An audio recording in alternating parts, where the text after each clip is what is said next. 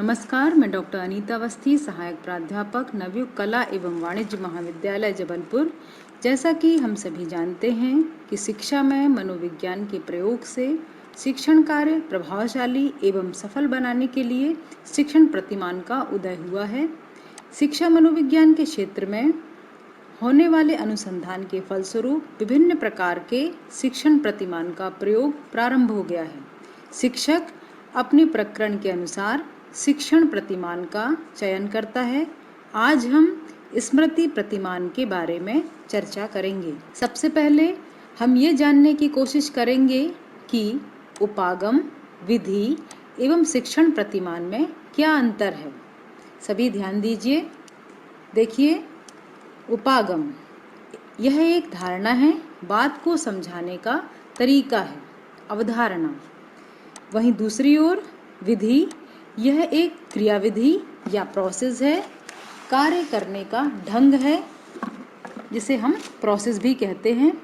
वहीं दूसरी ओर शिक्षण प्रतिमान यह व्यवहार जन्य कार्य योजना है, अर्थात बिहेवियरल वर्किंग प्लान। विद्यार्थियों के व्यवहारगत परिवर्तन लाने हेतु एक दिशा निर्देश है। अब हम देखेंगे उपागम का दूसरा अंतर। उसमें है मूल सिद्धांतों तथा क्रियात्मक विचार पर आधारित होता है, based on values, theories and working ideas. इसी प्रकार से विधि के अंतर्गत विषय वस्तु का एक निश्चित क्रम होता है, जिसमें की व्यवस्था होती है, जिसके द्वारा हम किसी भी कार्य को करते हैं। Organise subject content in systematic order. वहीं दूसरी ओर शिक्षण प्रतिमान क्रमबद्ध और परस्पर संबंधित अनुदेशनात्मक क्रियाओं का समुच्चय है। Teaching models are instructional designs. इसी प्रकार से दूसरी ओर हम चलते हैं। उपागम का थर्ड कैरेक्टर जो कि चेंज है, तीनों को अंतर स्पष्ट करता है। यह एक सामान्य रूप है, इसका विस्तृत रूप से दर्शाया जाता है, जनरल टर्म्स में इसका उपयोग किया जाता है। वैसे ही विधि यह एक विशिष्ट रूप है, स्पेसिफिक टर्म्स या फॉर्म है, जिसका कि संकुचित रूप से हम प्रस्तुत करते हैं, किसी टॉपिक से रिलेटेड ही मेथड होती है। उसी प्रकार से प्रतिमान पूर्व निर्मित नक्शे का प्रारूप है। जिस प्रकार बिल्डिंग बनाने के लिए नक्शे या मैप की आवश्यकता होती है, उसी प्रकार से शिक्षण कार्य हेतु प्रतिमान की आवश्यकता होती है, पैटर्न ऑफ ब्लूप्रिंट। अभी हमने देखा कि उपागम, विधि एवं प्रतिमान के मध्य क्या अंतर है। अब प्रश्न यह उठता है कि सूचना संग्रहण के माध्यम से एक शिक्षक विद्यार्थियों में बौद्धिक स्तर को कैसे बढ़ा सकता है। आइए देखते हैं। हम सभी जानते हैं कि बच्चों के पास जितनी अधिक सूचनाएं या इंफॉर्मेशन होंगी, उसका मेमोरी पावर उतना ही बढ़ेगा। स्मृति बौद्धिक विकास की योग्यता है। विद्यार्थियों में स्मृति स्तर को बढ़ाने एवं व्यवहारगत परिवर्तन लाने के लिए एक मॉडल की जानकारी देने, जिसका नाम है स्मृति प्रतिमान। सबसे पहले हम देखेंगे कि स्मृति प्रतिमान के प्रवर्तक कौन हैं। इसके प्रवर्तक हैं जेरी रे लुकास। ये एक अमेरिकन बास्केटबॉल खिलाड़ी और स्मृति प्रशिक्षण के विशेषज्ञ के रूप में जाने जाते हैं। इन्होंने अपने सहयोगियों के साथ मिलकर एक पुस्तक लिखी, द मेमोरी बुक। इस पुस्तक में स्मृति क्षमता बढ़ाने पर विशेष बल दिया है। इस हेतु उन्होंने अनेकों सेमिनार, कार्यक्रम एवं टेलीविज़न को अपना माध्यम बनाया है, जिससे कि बच्चों में स्मृति स्तर को बढ़ाया जा सकता है। इस प्रतिमान को समझने से पहले हम स्मृति के प्रत्यय को समझने की कोशिश करते हैं। स्मृति क्या है?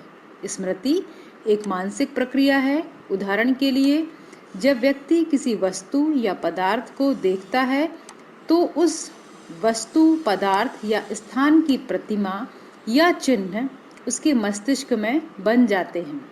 इन्हीं संचित चिन्हों या पूर्व समय में सीखी हुई बातों को याद करना स्मृति कहलाता है।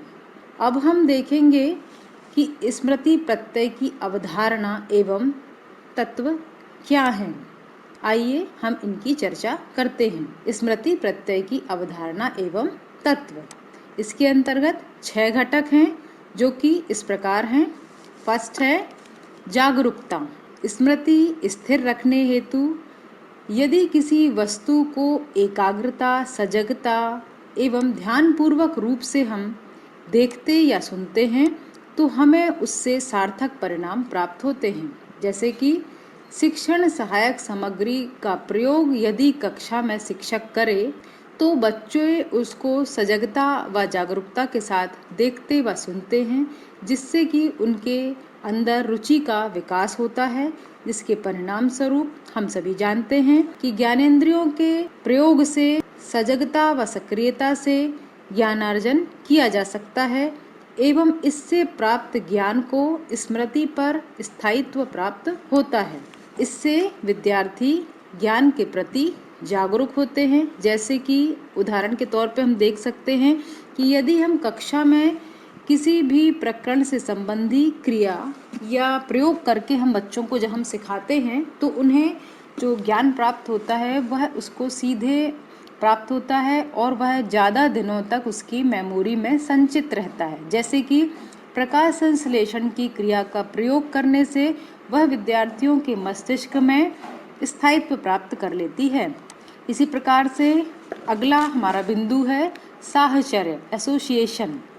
जब हम शिक्षण कार्य को एसोसिएट करके, साहचर्य निर्मित करके शिक्षण कराते हैं तो विद्यार्थियों की स्मृति का विकास एवं स्थिरता प्राप्त होती है। इस हेतु हम कक्षा में मानसिक स्तर एवं आयु स्तर को ध्यान में रखकर कुछ ऐसी एक्टिविटीज़ विद्यार्थियों के मध्य कराएं जिससे कि कक्षा में सक्रिय अधिगम का माहौल हो जाए और बच्चा किसी भी चीज़ को या विषय वस्तु को आसानी से सीख जाए। जैसे कि छोटे बच्चों की कक्षाओं में जब हमें उन्हें किसी भी वस्तु की पहचान करानी होती है या गिनती सिखानी होती है तो उसके लिए हम साहचर्य स्थापित करते हैं। जैसे कि रंगों का साहचर्य संख्या से, फलों का साहचर्य रंगों से आदि से हम करा करके उनको हम ये बता सकते हैं कि पर्टिकुलर यदि कोई फल है तो वह किस रंग का है, और यह जो उनका ज्ञान है वह उनकी मेमोरी पर स्थायित्व प्राप्त करता है। इसके बाद हम देखते हैं संबंध प्रणाली, लिंक सिस्टम। 2 या 2 से अधिक विचार, वस्तु या घटक में रिलेशन या लिंक स्थापित कराते हैं। इस हेतु विद्यार्थियों को 2 प्रकरणों या संकल्पनाओं के मध्य संबंध स्थापित कराना होता है। उदाहरण के लिए शिक्षण के विभिन्न सूत्र, जैसे कि ज्ञात से अज्ञात की ओर, स्थूल से सूक्ष्म की ओर, सरल से कठिन की ओर, अमूर्त से मूर्त की ओर का पालन किया जाता है, जिससे विद्यार्थियों में संबंध प्रणाली का निर्माण होता है और उनकी मेमोरी में स्थायित्व आता है। जानकारी जो बच्चों ने ग्रहण की है वह ज़्यादा दिनों तक उनकी मेमोरी में स्थायी हो जाती है। अगला पॉइंट है हास्यप्रद साहचर्य, हार्मोनियस एसोसिएशन। इसके अंतर्गत क्लासरूम मैनेजमेंट सिस्टम आता है। शिक्षक है वह अपनी विषय वस्तु को या ज्ञान को किस तरह से प्रस्तुत कर रहा है।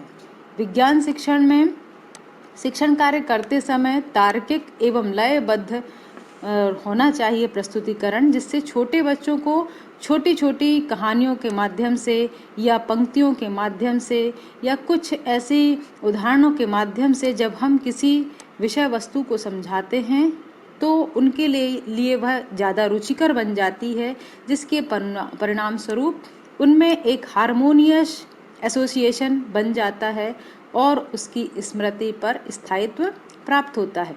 इसी प्रकार से अगला बिंदु है हमारा वैकल्पिक शब्द प्रणाली, अल्टरनेटिव वर्ड सिस्टम। यहाँ पर हम बात कर रहे हैं कि अमूर्त धारणाओं को मूर्त रूप प्रदान करना होता है। सीखी हुई अमूर्त प्रत्ययों को मूर्त रूप प्रदान कराना होता है, जिससे स्मृति को स्थायित्व प्राप्त होता है। जो विषय वस्तु हमने समझाई है उदाहरणों के माध्यम से, यहाँ पर उसको मूर्त रूप में कठिनता की ओर इसको ले जाया जाता है, जिससे कि बच्चों की मेमोरी में सारी कॉन्सेप्ट क्लियर हो जाती हैं और वह स्थायित्व प्राप्त होती है। इसके अंतर्गत हम कठिन अवधारणाओं को सरल करके प्रस्तुत करते हैं, जिससे विद्यार्थियों को समझ में आ जाता है। नेक्स्ट हमारा बिंदु है कुंजी शब्द, की वर्ड्स। इसके अंतर्गत हम संपूर्ण प्रणाली के स्थान पर एक शब्द या छोटे रूप का इस्तेमाल करते हैं। उदाहरण के लिए विज्ञान विषय में बहुत से ऐसे चीज़ें होती हैं, जैसे सूत्र हैं, प्रतीक हैं, फार्मूलाज हैं, रिएक्शंस हैं, जो कि बहुत बड़ी बातों को छोटे से रूप में प्रस्तुत कर देती हैं, जैसे कि CO2 कार्बन डाइऑक्साइड, H2O जल, NaCl नमक आदि। ये हमारे सूत्र या प्रतीक होते हैं, जिनके माध्यम से हम मेमोरी में बच्चों को कोई भी जानकारी को हम स्टोर कर सकते हैं। ये स्मृति प्रत्यय की अवधारणा एवं तत्व थे। स्मृति प्रशिक्षण हेतु जेरी लुकास ने अपनी पुस्तक में स्मृति विकास हेतु एवं तीव्र स्मृति के लिए विभिन्न प्रकार की प्रविधियों को बताया है। उन्होंने बताया है कि प्रतिमान उत्तेजकों को, मॉडल स्टिमुलेटर्स को नियोजित करने एवं समस्याओं का समाधान करने के लिए मौखिक एवं अमौखिक प्रत्ययों का उपयोग किया जाता है। मौखिक यानी कि वर्बल, अमौखिक यानी कि नॉन वर्बल कॉन्सेप्ट हैं या प्रत्यय हैं, उनका उपयोग हम करते हैं, जिससे हमें चीज़ें ज़्यादा दिनों तक याद रहती हैं। उनकी पुस्तक में वे बातें वर्णित हैं। अब हम देखेंगे स्मृति प्रतिमान के उद्देश्य। ऑब्जेक्टिव्स, इसमें फर्स्ट है मानसिक पक्षों का प्रशिक्षण देना। इसके अंतर्गत मानसिक योग्यता जैसे ध्यान आकर्षण में व्यापकता लाना, अधिगम करने योग्य लक्ष्य की प्राप्ति आदि आता है। इसी के बाद है तथ्यों का ज्ञान देना। इसके अंतर्गत ज्ञानेंद्रियों के विकास की बात कही गई है, जो कि ज्ञानार्जन में सहायक होती है। नेक्स्ट है सीखे हुए तथ्यों को स्मरण रखना। स्मृति की प्रक्रिया का अभिन्न अंग है, जिससे ग्रहण की गई जानकारी को सहेज करके रखा जा सकता है एवं पूर्व ज्ञान से संबंध स्थापित किया जाता है। नेक्स्ट है स्मरण किए हुए तथ्यों को प्रत्यास्मरण, रिकॉल तथा पुनः प्रस्तुत करना। इसके अंतर्गत नए एवं पुराने ज्ञान के माध्यम से दोनों के मध्य स्थायी साहचर्य द्वारा समस्या समाधान करने हेतु आवश्यक ज्ञान का प्रस्तुतिकरण किया जाता है। यह एक पूरी प्रोसेस है, जिसके माध्यम से हम किसी भी ज्ञान को मेमोराइज्ड कर सकते हैं। यह स्मृति प्रतिमान के ये उद्देश्य हैं। अब हम देखते हैं स्मृति प्रतिमान की संरचना, सिंटैक्स। इस प्रतिमान में शिक्षण की संरचना के अंतर्गत कुछ सोपान हैं, जो कि इस प्रकार हैं। फर्स्ट है तत्वों की उपस्थिति, प्रेजेंस ऑफ एलिमेंट्स। इसमें दो तत्वों की उपस्थिति मुख्य मानी गई है, शिक्षक व छात्र। शिक्षक अपने ज्ञान का प्रतिपादन करता है और छात्र जागरूकता व साहचर्य स्थापित करता है।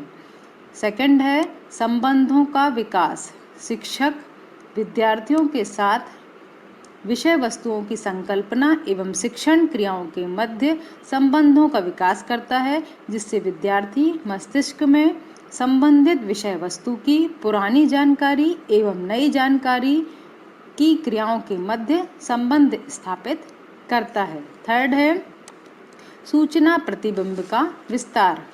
शिक्षक व विद्यार्थी को हास्यप्रद साहचर्य द्वारा प्रतीकों की पुनरावृत्ति कराई जाती है, जिससे कि बने हुए प्रतिबिंब का स्मृति में स्थायित्व प्राप्त होता है।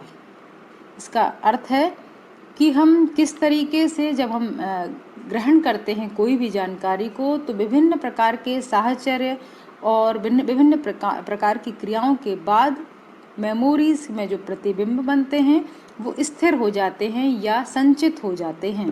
इसके बाद है पुनरावृत्ति का अभ्यास। बार बार अभ्यास करा के किसी भी अवधारणा को स्थायित्व प्रदान करा सकते हैं। इसके बाद है नेक्स्ट हमारा मुख्य बिंदु सामाजिक व्यवस्था। प्रतिमान में क्योंकि 4 बिंदु होते हैं, उद्देश्य, सामाजिक संरचना, फिर उसके बाद है सामाजिक व्यवस्था। तो इसमें हम देखेंगे सीखने वाले बालक हेतु इस प्रतिमान में सहयोगात्मक, ज्ञानात्मक, संरचनात्मक स्तर का विकास किया जाता है। इस प्रतिमान में शिक्षण की प्रक्रिया सामाजिक एवं व्यावसायिक है। शिक्षक व छात्र इस प्रक्रिया के मुख्य वाहक हैं। शिक्षक इसमें पूर्ण रूप से सक्रिय होता है तथा वह छात्रों की क्रियाविधि पर पूर्ण नियंत्रण करता है, जबकि छात्र निष्क्रिय श्रोता के रूप में होता है। इस प्रकार शिक्षक विषय वस्तु या पाठ्य वस्तु को छात्रों के सम्मुख प्रस्तुत करता है एवं छात्रों की क्रियाओं को नियंत्रित भी करता है, जिससे एक समूह की भावना का विकास इस प्रणाली के अंतर्गत होता है। अब हम देखेंगे अगला मुख्य बिंदु मूल्यांकन प्रणाली। इस प्रतिमान में मौखिक, लिखित, चित्रात्मक रूप से परीक्षाओं का आयोजन किया जा सकता है, जिससे कि विद्यार्थियों को दी गई जानकारी का मूल्यांकन किया जा सकता है, जिससे कि शिक्षक को यह समझ में आता है कि विद्यार्थी इससे लाभान्वित हुए हैं या नहीं। इसमें निबंधात्मक, वस्तुनिष्ठ दोनों ही परीक्षाओं को लिया जाता है। इससे बालक की अभिव्यक्ति एवं प्रत्यास्मरण तथा पहचान का आकलन अच्छे से किया जा सकता है।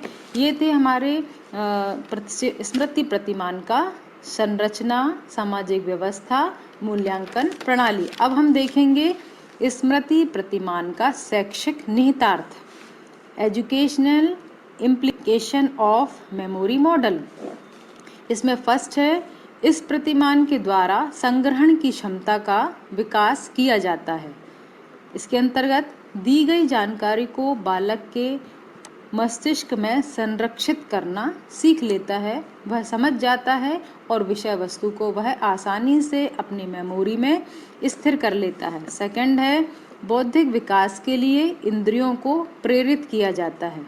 इंद्रियों के प्रयोग से बुद्धि का विकास करने का प्रयास किया जाता है, जिससे कि क्योंकि हम सभी जानते हैं कि इंद्रियों के माध्यम से विद्यार्थी ज्ञान अर्जन करते हैं, इसलिए इंद्रियों को मोटिवेट किया जाता है, जिससे कि बुद्धि का विकास हो सके। नेक्स्ट है, मानसिक क्षमताओं का विकास होता है, जैसे कि अवलोकन, स्मरण, चिंतन, तर्क आदि। अगला है, इस प्रतिमान से ध्यान व एकाग्रता में वृद्धि होती है, क्योंकि जो शिक्षण कार्य का जो पूरा एटमॉस्फेयर है वह पूर्णतया जागरूक, सजग, सक्रिय होता है, जिससे कि विद्यार्थी पूरी तरह से सचेत होता है। इस कारण से उनका ध्यान जो है विषय वस्तु पर अधिक एकाग्र होता है। अब हम देखेंगे अगला पॉइंट, अधिगम कार्य में प्रवीणता आती है, किसी भी कार्य को सीखने में स्थायित्व आता है।